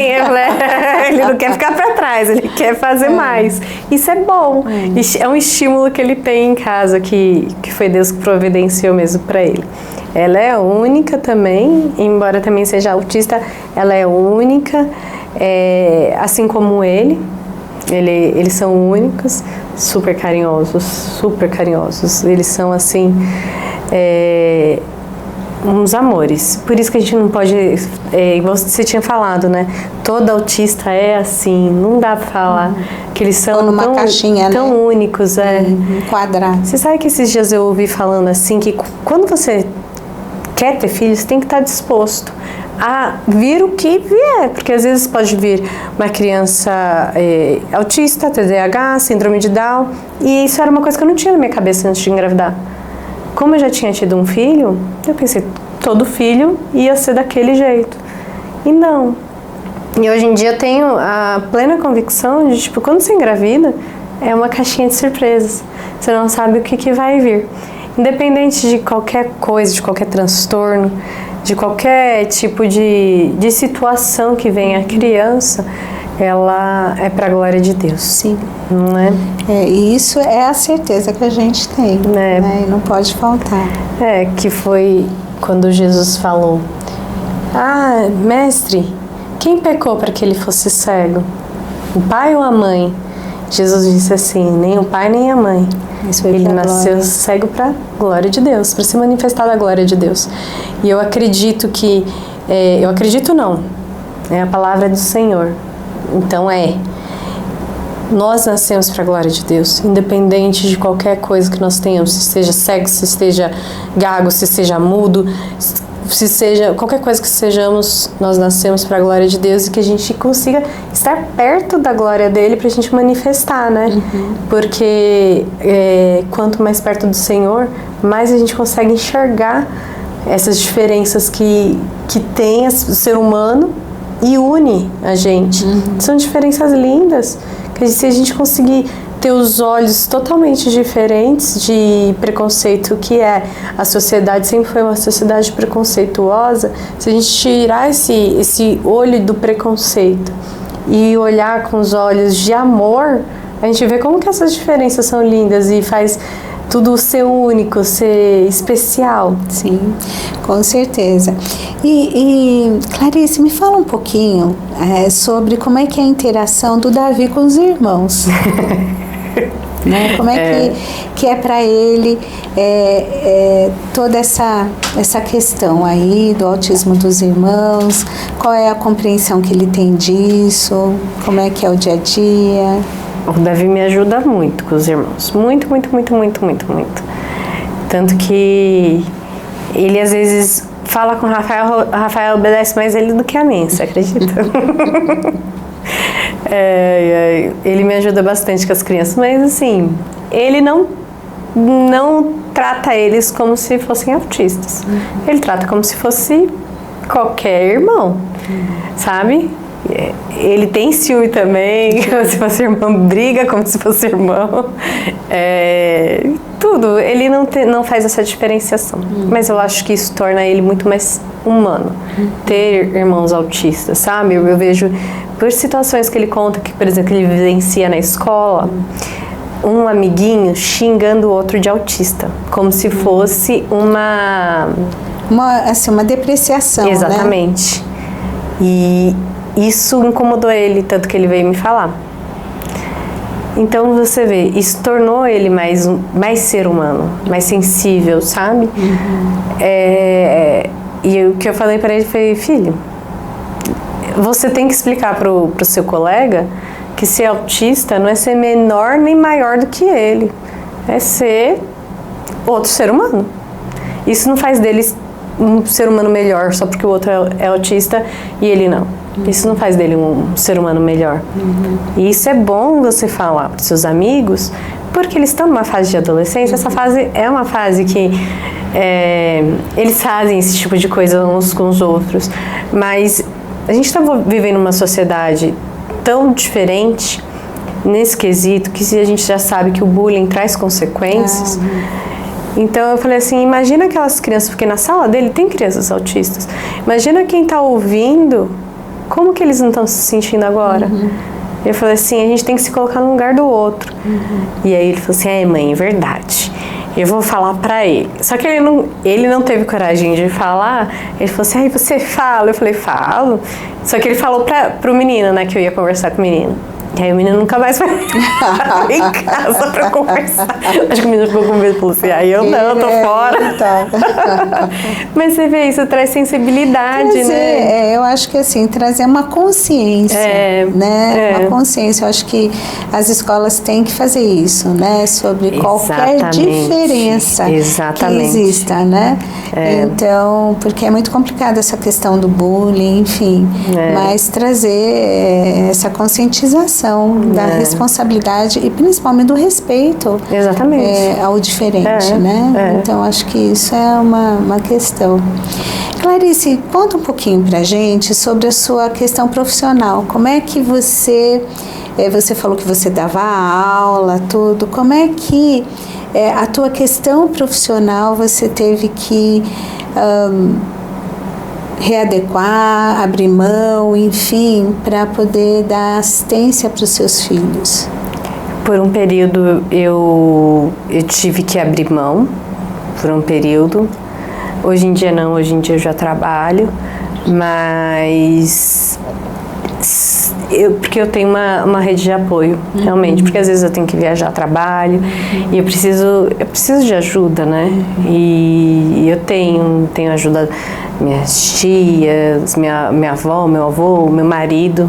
Meu marido, ele graças a Deus, ele permaneceu do nosso lado e permanece, cuida das crianças super bem. E tenho minha mãe também. Então, a gente... Isso volta no que também você falou, que da rede de apoio, como que é importante. Porque a gente consegue conciliar as coisas. Ainda as coisas vão se encaixando, né, com o tempo. A gente pensa assim, não vou dar conta, não vai dar nada certo. Acaba encaixando. Com o tempo acaba eu acho que por um lado, às vezes eu não vou dar conta, e às vezes assim, não vou pedir ajuda para ninguém, eu dou conta. Aí também é perigoso, né? Também é perigoso, não peço ajuda para ninguém, é complicado. A gente tem que saber equilibrar. Tem que ter um equilíbrio, né? Não é assumir as responsabilidades, mas entender que tem hora que a gente precisa dizer, gente, eu preciso de um tempo para mim, me socorre nisso, chega junto nesse momento, né? Às vezes é um tempo que precisa para si, e às vezes é um tempo que o casal precisa para eles, né? Às vezes sair um pouco, enfim, algumas coisas que são importantes da gente entender e buscar montar essa rede de apoio. Eu acho que a rede de apoio, ela não chega totalmente pronta, mas a gente vai ali, né, construindo isso e vai entendendo a importância disso e das pessoas que vão compor essa rede de apoio, entender o quão importante elas são nesse processo todo. Elas não vão estar lá, talvez, no dia a dia, levando as crianças para terapia, estando lá no processo de estimulação, mas lá esporadicamente, né? Poder ficar junto para trazer esse suporte, trazer esse respiro tão necessário. Então, eu acho que é uma coisa importante. E eu acho que aí entra até uma coisa, né, Clarice? Recentemente, como igreja, nós tivemos aqui uma palestra para o Ministério Infantil, para as professoras, para as pessoas auxiliares, para os pais, enfim, para quem... E para a igreja, né? Também ter essa consciência.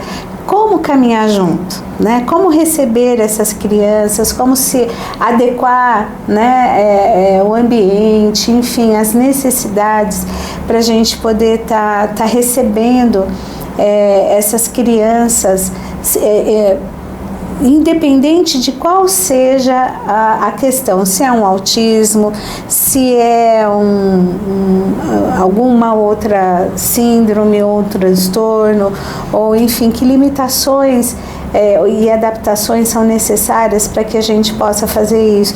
E olha, não é só com criança, mas também no ambiente adulto, né? Quer ver uma coisa básica? Você recebe uma pessoa cega na igreja, né? Então, ela não é surda, ela não tem problemas de mobilidade, mas ela tem ali, ela é cega, né? Inclusive o culto para ela tem que ser narrado em alguns momentos, porque às vezes está ali, né? Você está passando um aviso, ele não está sabendo o que está acontecendo. Então poder narrar, olha, agora está passando um aviso, está tendo uma imagem assim, né? E explicando.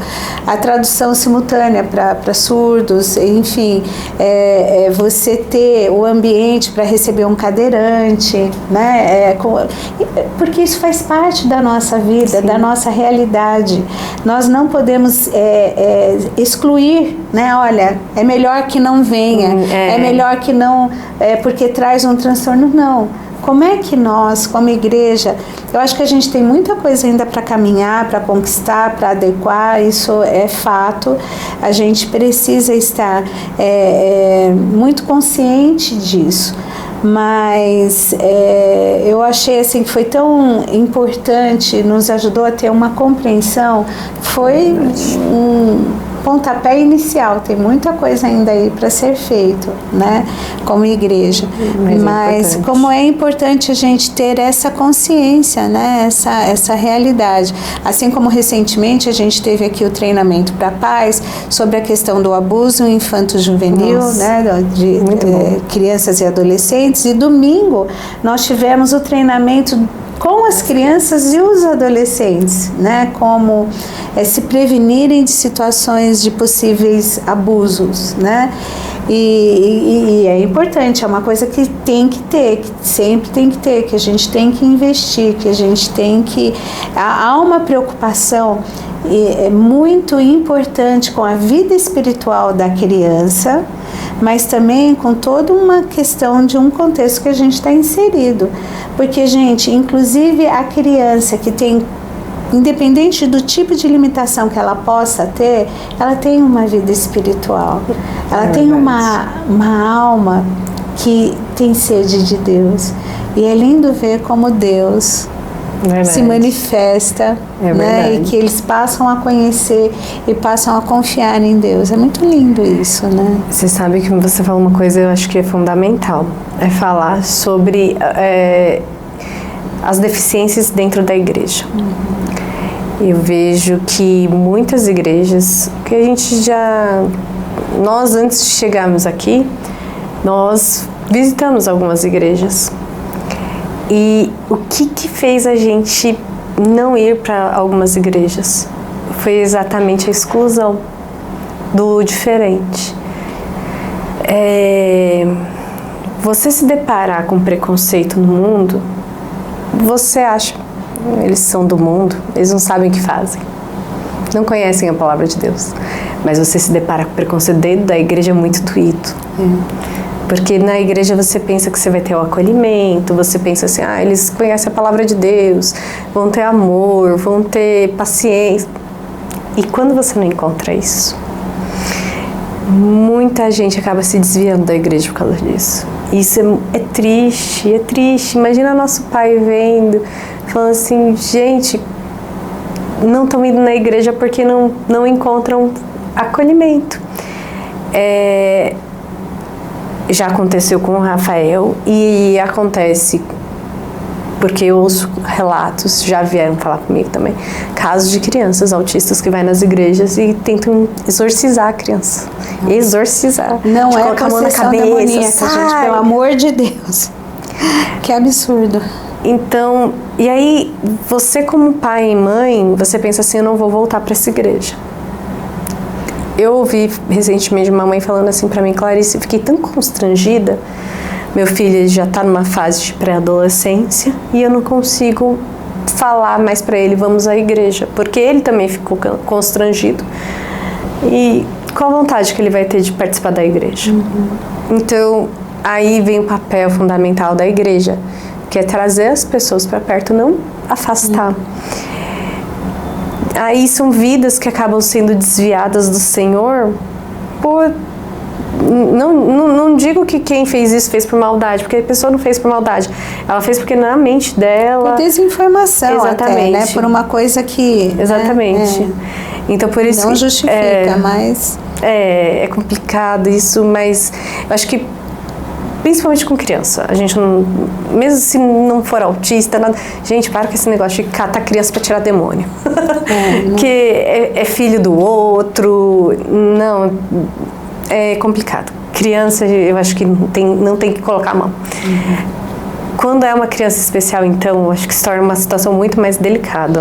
É poder entender, né? É conversar com a família, poder entender o que é que está acontecendo. E você ter sensibilidade, sabe? Aí você fala assim, não, pera lá, deixa eu entender, mas quanto que a pessoa pensa assim, deixa eu entender, né? E aí vem uma questão de religiosidade também, que é outra conversa, é muito além, mas... A igreja, esse preparamento, vamos fazer curso, como que é importante? Porque ninguém nasce sabendo. Eu também não sabia o que era autismo. Então a gente não nasce sabendo. Mas aí você falou, é a nossa sociedade. É a nossa não realidade. Saber é uma grande oportunidade para ir em busca de respostas do conhecimento, né? Então eu posso não saber, mas eu posso ir me informar, eu posso ir atrás de coisas que possam trazer um esclarecimento para mim. Então eu acho que isso é muito importante. Sim, é muito importante, principalmente enquanto igreja.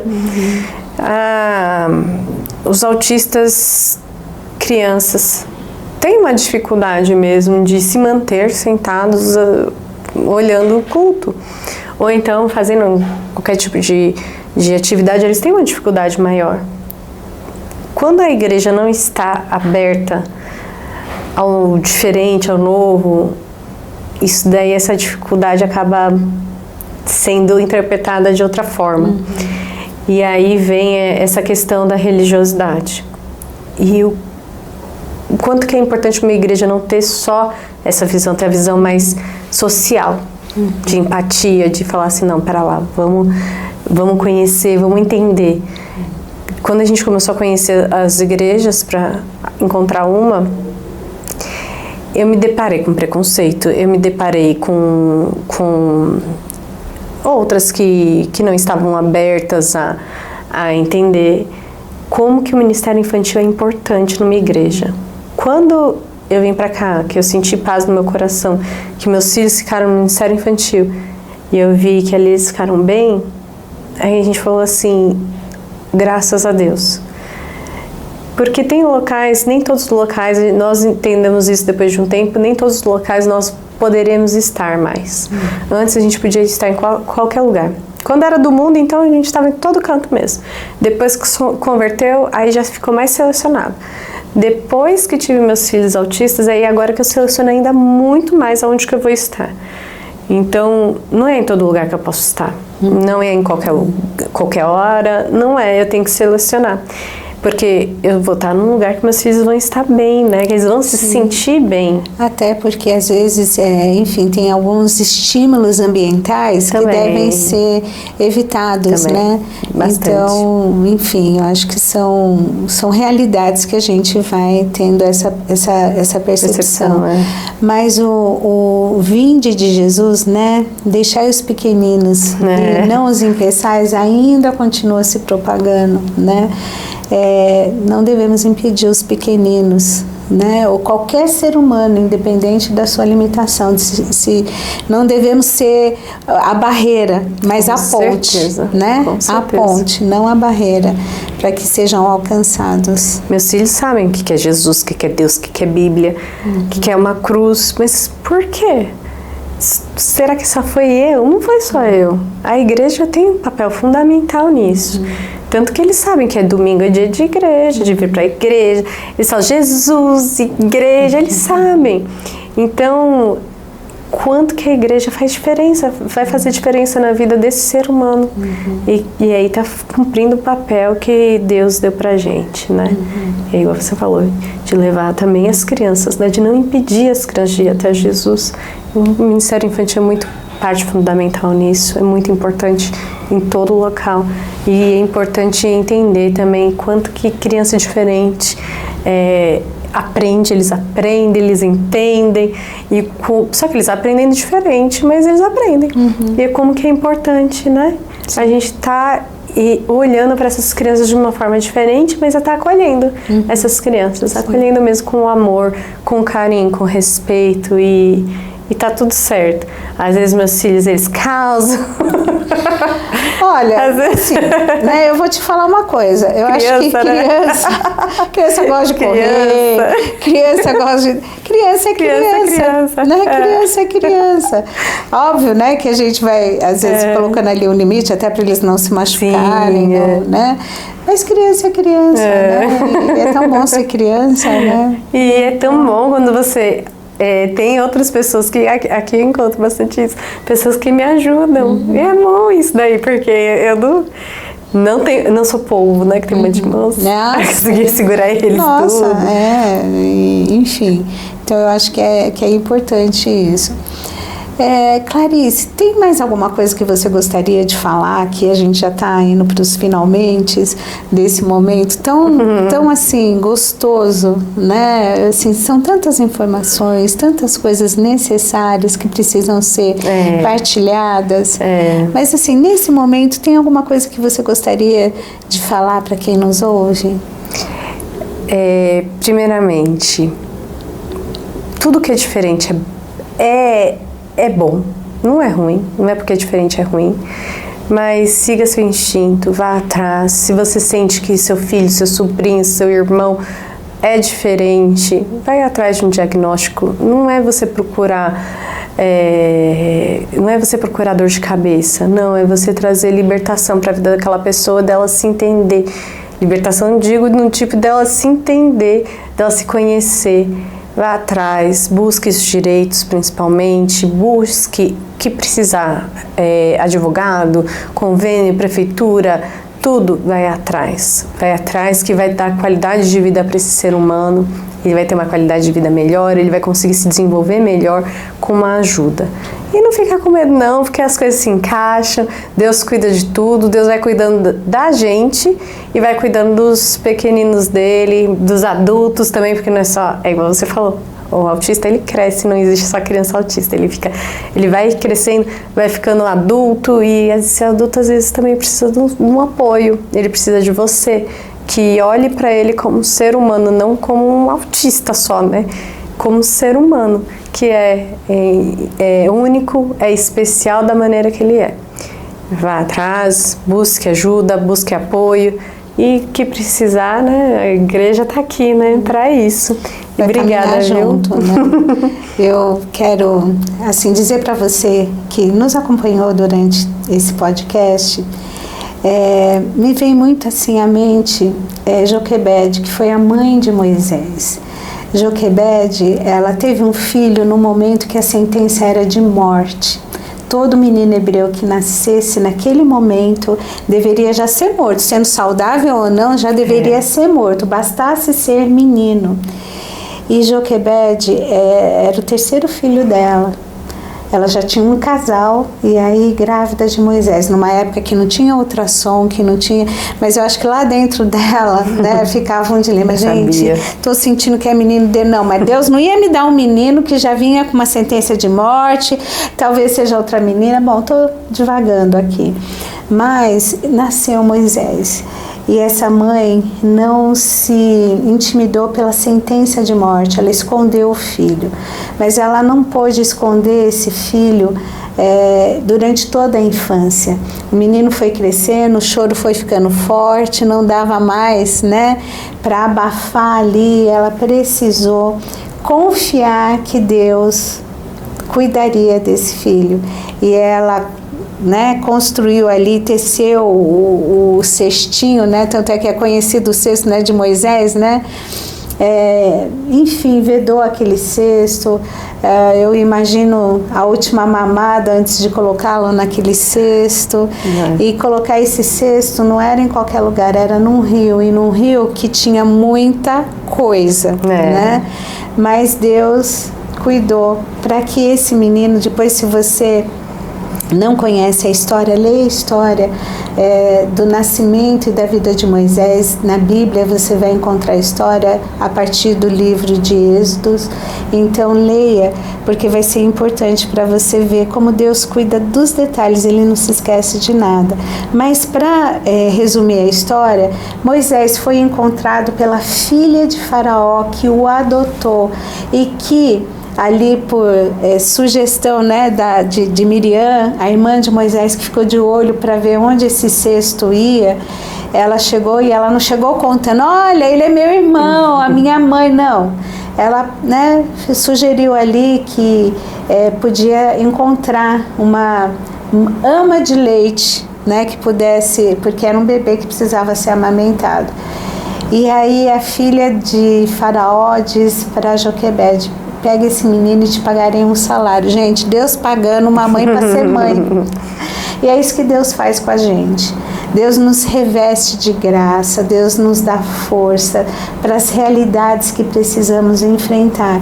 Eu não sei qual é a tua história de vida, eu não sei o que está acontecendo, mas eu sei que se você é mãe, independente da quantidade de filhos que você tenha, se já são adultos ou não, onde quer que esteja o teu filho, às vezes você nem sabe onde ele está, mas Deus sabe, Deus alcança. É verdade. Né?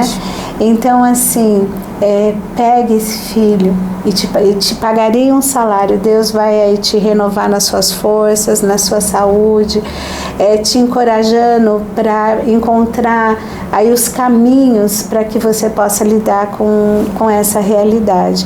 Eu sei que Deus é o melhor dos amigos que a gente pode ter em qualquer situação, qualquer que seja a realidade, porque Ele entende melhor de ser humano, melhor do que ninguém, porque ele que criou, fez, né? Ele que fez. e faz cada um. Então, assim, que Deus possa te dar graça, que o Senhor possa renovar as tuas forças, te ajudar a criar uma rede de apoio, a ter as informações necessárias para ir em busca de ajuda.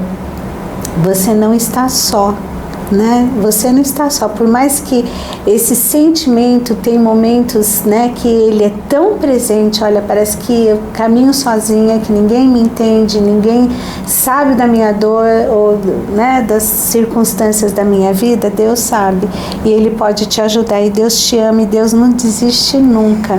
Então não se esqueça disso, que Deus possa te abençoar, né?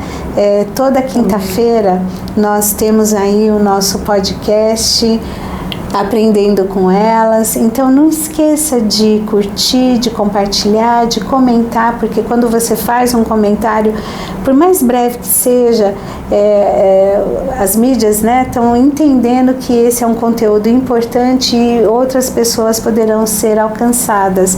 Se inscreva, acione o sininho para que você possa sempre receber um conteúdo do Aprendendo com Elas. Deus abençoe a sua vida. Amém. Clarice, muito obrigada pela sua disposição, por compartilhar da sua história conosco. Que Deus continue sendo teu ajudador na caminhada. Amém. Né? Mas muito obrigada por dividir conosco essa história tão preciosa, como Deus tem te ajudado, tem te capacitado para estar ali presente na vida dos seus filhos, ajudando eles, mas ajudando tantas outras pessoas que precisam saber Deus disso. Abençoe, Simone. Muito obrigada a você abrir esse espaço para conseguir compartilhar, para outras pessoas também conseguirem ter uma luz no norte do que fazer, de como prosseguir, e que Jesus abençoe vocês. Amém. Muito obrigada, viu? Amém. E obrigada a você que esteve conosco nesse podcast. Deus abençoe sua vida. Amém.